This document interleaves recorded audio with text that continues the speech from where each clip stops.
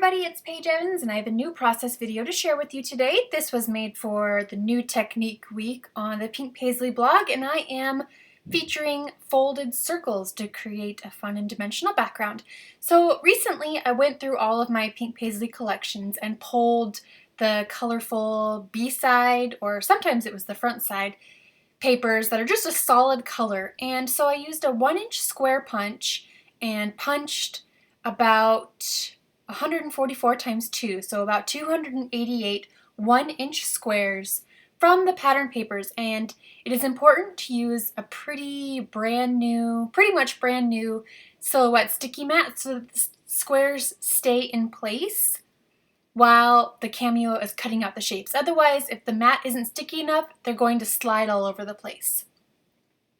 So I filled up this entire sticky mat with 144 squares, lots of colors, and in Silhouette Studio I've used my folded circles cut file. I've shrunk it down to a little bit smaller than 1 inch, and I filled up the entire background. So there's 144 circles. I'm changing from an auto blade to a ratchet blade.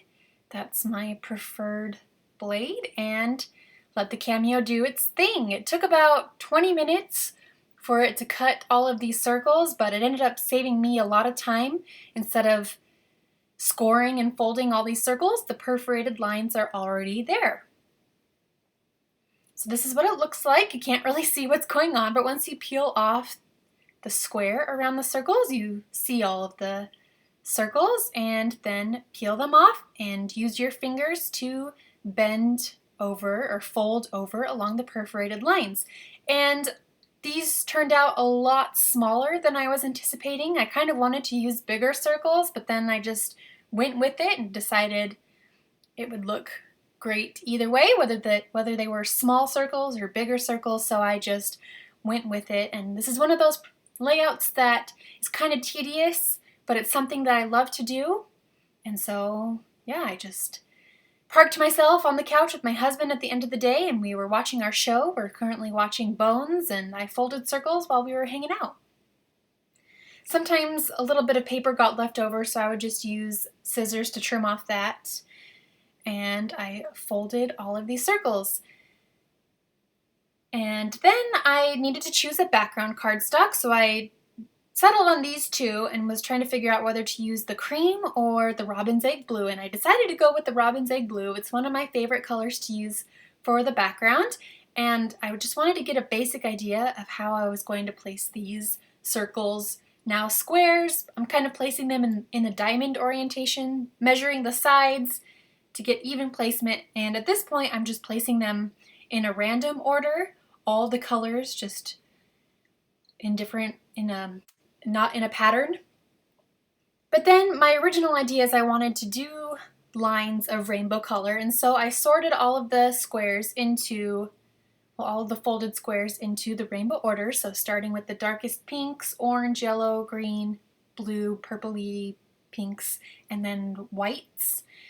And here we go. I'm going to start placing these folded circles. There's going to be 12, and I measured the sides to make sure it was even, and I'm going to start adhering them in place using a teeny tiny glue dot.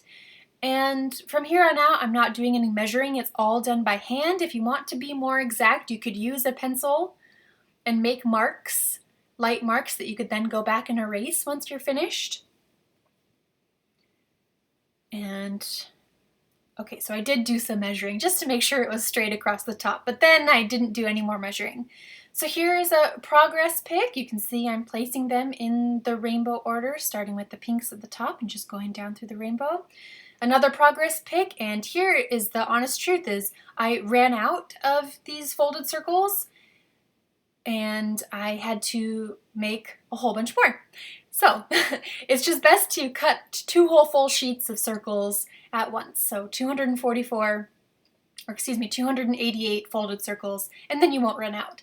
So I did go back and make more, and then I was going to do a solid background, but I decided it needed more breathing room at the end. So as I was continuing down the background, I left some of the spaces open. Now I'm working on the layout, so I've chosen 2 photos. These are very recent, just taken the other day, of my daughter and her best friend. I placed them corner to corner and then tucked a couple flower die cuts underneath. I trimmed off that friendship chipboard sticker so it just reads friends. And then I decided I want the photos and everything on the left-hand side, and I'm grabbing some white acrylic paint and splashing it across the background where the photos are going to go to draw even more interest into this section. Then I'm grabbing this chipboard tassel sticker and I'm punching a tiny hole, and I'm using a little ring, and I'm going to attach it onto this flower die cut just for a little bit of extra detail. I'm going to dot the I in friends with a teal chipboard heart sticker and tuck this chipboard flower sticker into the mix. Thought about adding this other pick-me-up flower chipboard sticker, but it was colorful enough. I didn't need anything else going on. The last step was I typed, printed, and now I'm trimming journaling into strips, and I just needed to figure out where to put it. Thought about putting it over the flowers, didn't quite like it on those ones, so I toyed with the idea of putting them on the top left quadrant. In the end, I decided to put them on the bottom photo in the white space. It wasn't important, it wasn't covering their faces, and that was a good spot. So I hope you are inspired to try making a folded circles background in a very colorful way, and I will see you again next time. Thanks for joining me.